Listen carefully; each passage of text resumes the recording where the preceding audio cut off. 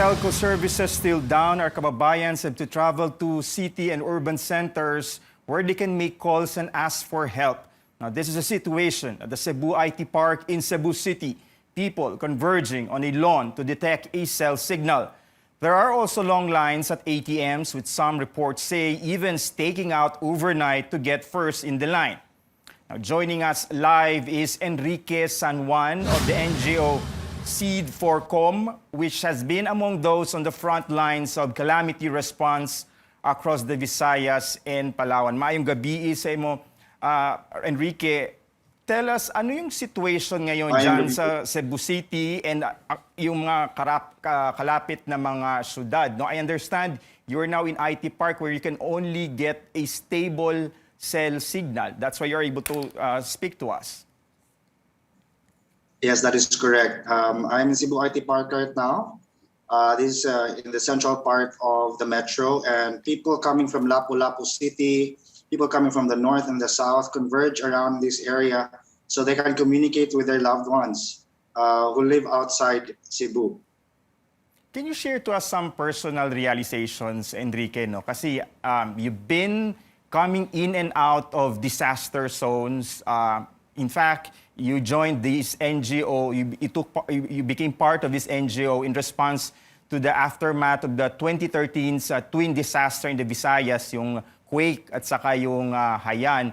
But now, nandiyan ka mismo, you are personally experiencing yourself yung naging impact nitong Typhoon Odette. It's a very different experience this time because we're the ones who need help. What happened in 2013, we were the ones handing out the support to the other islands who were struck by Haiyan. But I'm speaking in behalf of all of the Cebuanos and everybody who were hit by Odette, people from Visayas and Mindanao, that this time we are the ones who will be needing all of your help. Even if we are trying to mobilize some activities here and provide some support in our island communities, transportation and communication are very difficult for us this time. So it's such a huge challenge for any organization right now to reach the last mile communities.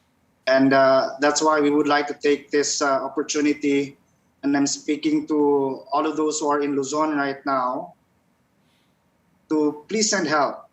Tabangi, no? Help us here in Visayas and Mindanao, because this is really the time that we need your support and help. Ano yung mga pinakakailangan na tulong ngayon, Enrique?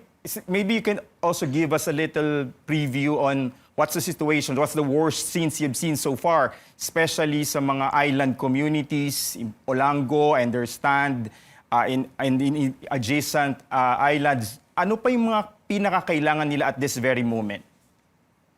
Yes, we can start with clean drinking water. Pwede natin i-provide ang mga tubig para sa ating mga kapatid sa mga isla. Even here in the mainland of Cebu, water is very difficult. Water refilling stations are unable to serve their communities. So gensets, no, generators, fuel or diesel, pwede nating ipadala dito sa Cebu para mabigyan ng tulong ang mga water refilling station. The same way, our gasoline stations are unable to provide service to the public. Kulang din ng generators. So while the electricity is still not available metro-wide or any parts of the regions, mahirap din ang pag-provide ng fuel and pag-service ng mga tao for the water. So the islands especially, we cannot cross right now. No boats are available. Right. So if there is some type of water transportation system that we can use from the private sector, from the LGUs, from different organizations, please send them down here to Cebu and other parts of the region. Enrique, marami kayong tinutulungan ng mga iba't ibang mga communities, far-flung communities all over Visayas and even as far as Mindanao. What information are you getting, especially like hard-hit Dinagat Islands in Surigao del Norte? So we were not able to get photographs from Dinagat Island. The only thing we received was a text message 90% of the island is actually ravaged. They need boats and fishing gears to get back on their feet. People in Hulutungan Island, it's just right across Mactan, but more than 300 families are already drinking whatever rainwater they were able to save. In Kabulan Island naman, this is in Bohol, the water rose to 2 meters. Potentially, the island might still be washed out to this day. Quickly lang, Enrique. These are just some of the tips that we received via text message. Quickly lang, before we let you go, syempre, kung hindi pa pwede maipadala dyan sa Cebu, are there relief efforts now here in Metro Manila that you can perhaps recommend to our viewers kung saan nila pwede ipadala itong mga tulong na hinihingi nyo po? Yes, you may visit our Facebook page. It's Seed for Com. We have some organization or members and volunteers who are also residents of Manila.